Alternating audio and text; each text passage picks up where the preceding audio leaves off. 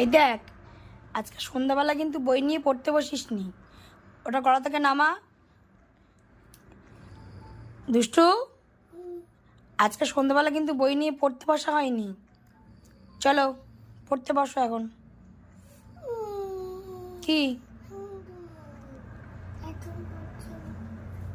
জোরে বল, শুনতে পাচ্ছি না। হ্যাঁ, আমার দিকে তাকিয়ে তাকিয়ে বল। আমার দিকে তাকা।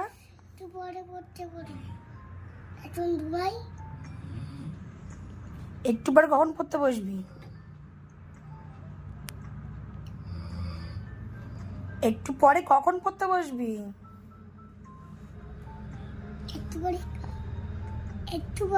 কখন? এদিকে তাকিয়ে বলো।